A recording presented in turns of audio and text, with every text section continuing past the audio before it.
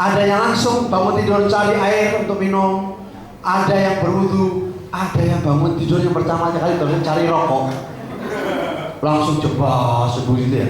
Ada ibu-ibu yang dicari pertama kali bangun tidur dompetnya, khawatir uangnya diambil suaminya. Dan bahkan sekarang gara-gara sertifikasi banyak guru-guru bangun tidur yang dicari itu handphone, khawatir konangan SMS-nya gitu. Alhamdulillah di sultan aku tidak ada ya. Cari itu saja. Kalau Bapak Ibu sekalian nanti malam lihat, bangun pagi besok pagi. Kalau Anda bangun tidur, yang Anda pikirkan adalah handphone, uang, harta, misalnya, lihat ada maling nggak malam ini? Maka itu kualitas kita adalah kualitas dunia. Tapi kalau Anda bangun tidur, yang pertama kali Anda lakukan berterima kasih kepada Allah, berwudu, minum air putih supaya sehat, maka konteksnya adalah bahwa kita menuju akhirat atau cinta kita lebih banyak pada cinta akhirat.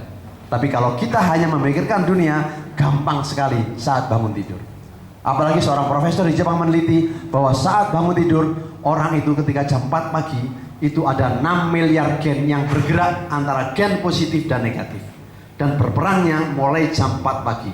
Padahal profesor ini tidak mengenal agama, tidak mengenal Tuhan, tapi dia meneliti ternyata jam 4 pagi Islam sudah menjawab sebelumnya bahwa jam 4 pagi itulah gen negatif dan positif berperang. Kalau Anda jam 4 pagi bangun dan Anda positif dengan sholat tahajud, dengan sholat subuh, mengerjakan sesuatu di rumah yang positif, dijamin sampai sore Anda akan positif. Coba bangun tidur, bertengkar sama suaminya, bertengkar sama istrinya, dijamin sampai sore muridnya yang dimarahi. Kenapa? Karena siapa yang memenangkan, Pak?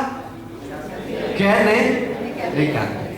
Gen ini bergerak, yang menentukan siapa, Pak? Diri kita. Ya kan, yang menentukan kita. Terserah Anda, mau menang nggak hari ini? Besok pagi Anda bangun, apa yang Anda lakukan? Coba lihat.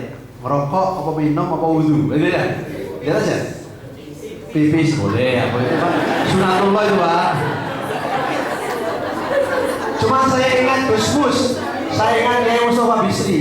Dulu mengingatkan saya, lah iya berbengi tangi kok Kiai Muyutok gitu kan. Mbok wudhu sekalian langsung sholat aja gitu ya. Masa bangun langsung nyantuk pipis gitu ya.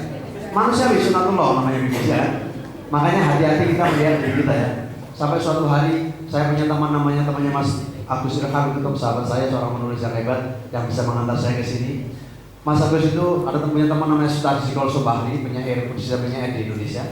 Itu zaman muda Pak, kalau baca puisi itu minum bir dulu baru bisa baca puisi dia. Bagus baca puisi. Minum bir dulu dia. Begitu sudah umur 60 tahun dia tobat, insaf, pingin sholat. Tapi tatonya itu banyak, Pak. Tangannya tato semua, badannya tato semua. Kemudian sama Taufik Ismail, tahu Bapak penyair Taufik Ismail?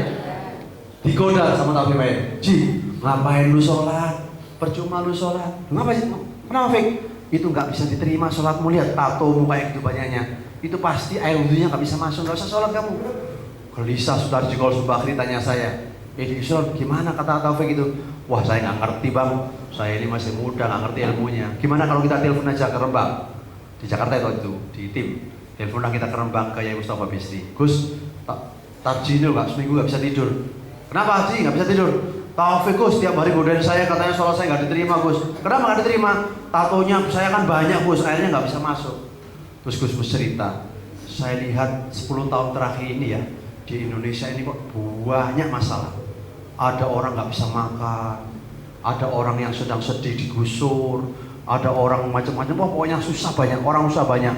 Saya yakin Gusti Allah itu sangat sibuk ngurusi orang susah. Ya kan ya? Jadi Gusti Allah itu sangat sibuk ngurusi orang-orang susah di Indonesia. Karena Allah hanya berada pada orang-orang yang susah. Kalau ada orang gembira, Allah nggak di situ. Kalau ada orang sakit, Allah di situ. Kalau ada orang kelaparan, Allah di situ kan ya?